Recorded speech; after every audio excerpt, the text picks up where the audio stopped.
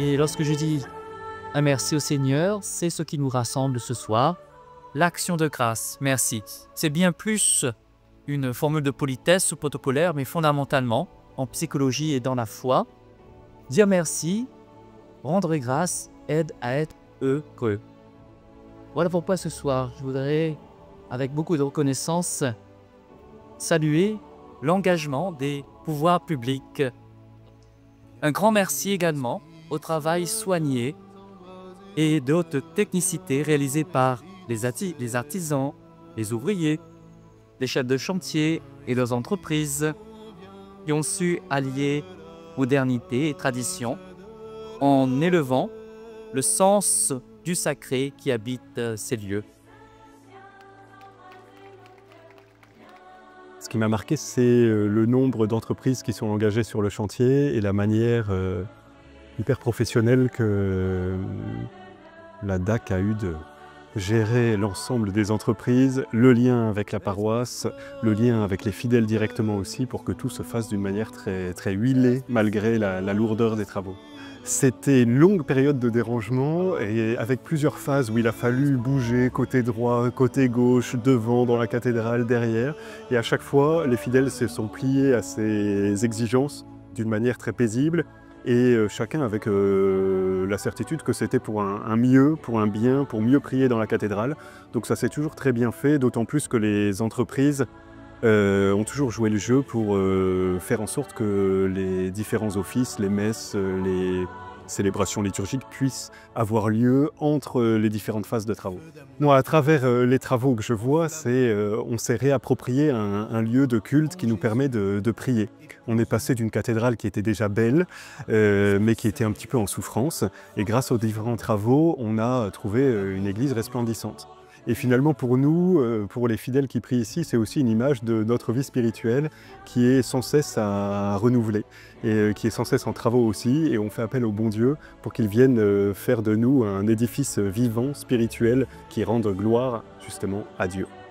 Il y a des lieux qui font partie du décor et d'autres qui font partie de la vie.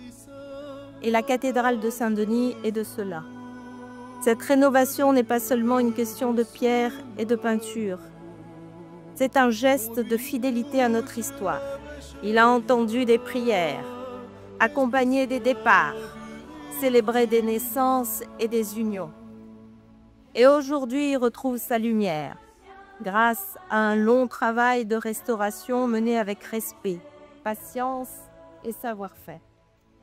Mesdames et messieurs, c'est avec une grande émotion et une profonde fierté que je prends la parole aujourd'hui sur le parvis de cette cathédrale Saint-Sauveur de Saint-Denis, monument emblématique de notre île et témoin de près de 2 siècles d'histoire réunionnaise.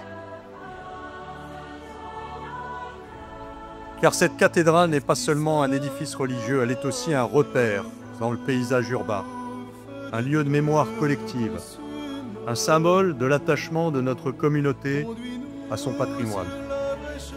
Chaque pierre, chaque sculpture, chaque toile qui orne cet édifice raconte un chapitre de notre histoire. En redonnant à la cathédrale Saint-Sauveur son éclat, nous ne faisons pas seulement œuvre de mémoire, nous préservons l'avenir. Nous affirmons que la culture et le patrimoine sont des piliers de notre identité et des leviers de développement pour notre territoire. Je vous remercie.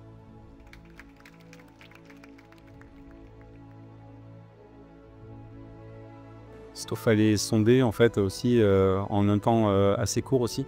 On n'avait que 2 mois sur cette phase-là pour pouvoir à peu près 2 mois, 3 mois je crois ça, pour pouvoir justement sonder, remettre tout en restauration et reprendre par-dessus en fait.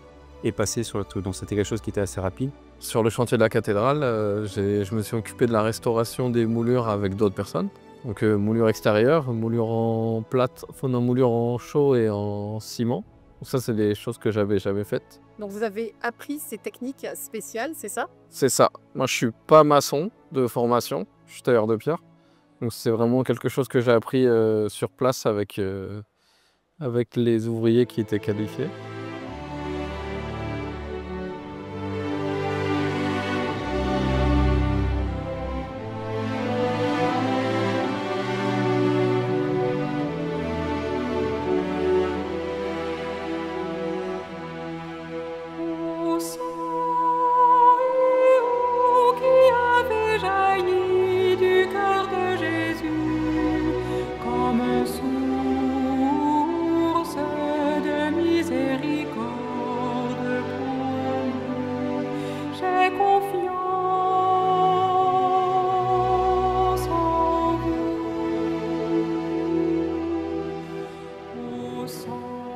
En particulier, on a commencé à la démolition des enduits, démolition du mur pour retrouver les pierres en dessous, comment c'était. On a purgé aussi tous les appuis de fenêtres, les arcs, pour retrouver qu'est-ce qu'il y avait en dessous où il y avait les fuites. Et donc, toutes les fresques et les moulures qu'il y avait à l'intérieur étaient pas mal détruites. Les dessins, il fallait les reprendre, il fallait les refaire. Il fallait reprendre les couleurs, retrouver la bonne teinte, quoi. Mais voilà, toujours pareil, à la chaux, avec du pigment, et il y avait pas mal de couleurs à retrouver. C'est un honneur, ça m'a plu beaucoup, ça. J'ai été, comment dirais-je, aux anges.